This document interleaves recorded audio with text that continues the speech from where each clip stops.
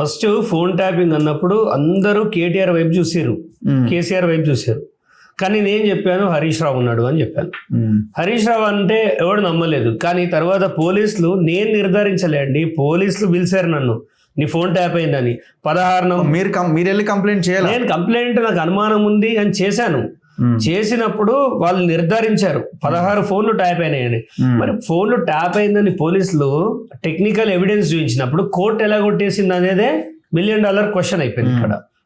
మరి హరీష్ రావు ఎవరి కాలు మొక్కిండు, ఏం ఫైరో చేసిండు? ఢిల్లీ పెద్దల కాళ్ళు మొక్కి బీఆర్ఎస్ పార్టీ మీకు అప్పచెప్తా అన్నాడా బీజేపీకి? మరి మొన్న మనం చూసినట్టయితే రాజాసింగ్ గారు అదే చెప్పారు, కవిత కూడా అదే చెప్పింది, వాళ్ళ మనిషి. అంటే ఇది స్వార్థం కోసం ఒక ఫోన్ ట్యాపింగ్లో దొరికితే ఇంకా నా పని అయిపోతుందని ఎవరితో లాలూచిపడ్డాడు అనేది తెలంగాణ సమాజం అడుగుతుంది. రెండోది, ఫోన్ ట్యాపింగ్లో నాకు జరిగినంత విచారణ ఎవరికి జరగలే. పోలీసులు దాదాపుగా ఒక 15 సార్లు పిలిచారు నన్ను, ఆన్ రికార్డ్స్ చెప్తున్నా. మరి హరీష్ రావు ఎందుకు పిలవలే? హరీష్ రావుని పిలవాలి కదా. ఆయన నాట్ టు అరెస్ట్ తెచ్చుకొని పోలీసులకు సహకరించాలి, విచారణకు సహకరించాలి హరీష్ రావు అన్నప్పుడు పోలీసులు ఏం చేయాలి? ఆయనను పిలవాలి. ఒక్కసారి కూడా పిలవలేదు. అంటే ఎస్కేప్కి మనము ఆయనకు స్కోప్ ఇచ్చినామా అనే విధంగా అన్నీ కనిపిస్తున్నాయి. ఇవాళ విచారణ జరుగుతున్న తీరు చూస్తే సరే హడావిడి అయితే ఓకే, ఒప్పుకుంటాను. మొన్న మీరే న్యూస్లో చదివారు, ఒక మాజీ బీజేపీ అండ్ ఒక సిద్దిపేట క్యాండిడేట్ అని. ఎవరా సిద్దిపేట క్యాండిడేట్? నేనా? మరి హరీష్ రావు వాళ్ళ భార్య ఏమైనా ట్యాప్ చేయించిండా? ఈయన కదా వీళ్ళు అన్న చేయించినట్టు. మరి అది బయట పెట్టండి. అంటే ఆయన ఫోన్ ట్యాప్ చేయించారేనా మాజీ బీజేపీ అని?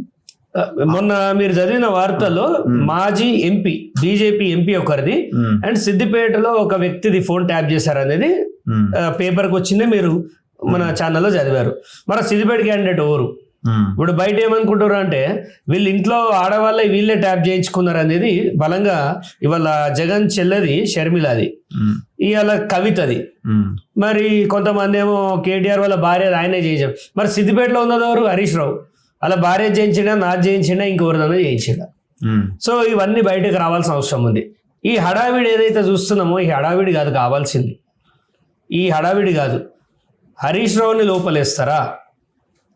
కేసీఆర్ని ముట్టనైతే ముట్టరు ఇప్పట్లో, కేటీఆర్ని లోపలేస్తారా? ఈ ఇద్దరిట్లలో ఎవరినో ఒకరిని లోపల నెడితే తప్ప తెలంగాణ సమాజం నమ్మే పరిస్థితులను అయితే లేదు. మరి మీ కేసు ఎందుకు మరి హైకోర్టు కొట్టేసింది? ఇప్పుడు ఆయన తప్పు చేయలేదనే కదా కొట్టేసింది, అంతే కదా? ఆయన తప్పు చేయలేదని ఎక్కడ చెప్పలే కోర్టు. మీరు మొత్తం ఆర్డర్ చదవండి. చక్రధర్ లేట్కి ఇచ్చాడు. ఇన్సిడెంట్ 2023లో జరిగితే 24 డిసెంబర్లో, అంటే 1.5 year కొంత ఉన్నది, లేట్ ఉంది ఇక్కడ. కంప్లైంట్ చేయడంలో లేట్ ఉంది. ఈయన మీద పొలిటికల్గా నిలబడ్డాడు కాబట్టి ఇతన్ని మేము పరిగణిస్తలేము అన్నాడు తప్ప, రాజకీయ అంతే పొలిటికల్ వెండేటాతో చేశాడు తప్ప అన్నారు. కానీ ఈయన పతివ్రత అని కోర్టు అని చెప్పలేదు.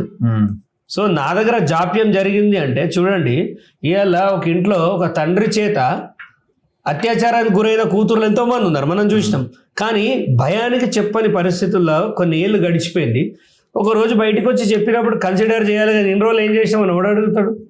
ఎవడు భయం అనుకుంటుంది? వాడు రాజ్యంలో విపరీతమైన భయానికి గురైనాం. నిజం చెప్తున్నాను. భార్య పిల్లలు కలిగిన వాళ్ళం మేము. కొంత బయటికి రాలేదు. పోలీస్ స్టేషన్ పోతే ఎవరు తీసుకోలేదు కేసుని. లాస్ట్కి పంజగుట్ట పోలీసులను కన్విన్స్ చేసి ఆధారాలు చూపిస్తే తీసుకున్నారు. సో హరీష్ రావు నిజమైన కల్ప్రిట్ హరీష్ రావు. ఆంధ్రాలో చంద్రబాబు నాయుడు ఫోన్ ట్యాప్ చేసారని నేనే చెప్పిన 4 నెలల కిందట అన్ని మీడియాలలో చెప్పిన. సో అదే ఇవాళ నిజమైంది. మాలాంటి వాళ్ళ దగ్గర సమాచారం కొంచెం తీసుకోవాలి. ఖచ్చితంగా హరీష్ రావు కేటీఆర్ కంటే హరీష్ రావుదే మెయిన్ పాత్ర. మీకు కొత్తగా కాల్ ఏం రాలేదా సిట్ నుంచి? ఏమైనా ఇంకా రాలేదు. మరి హరీష్ రావు విరుస్తాడని పిలుస్తలేరా?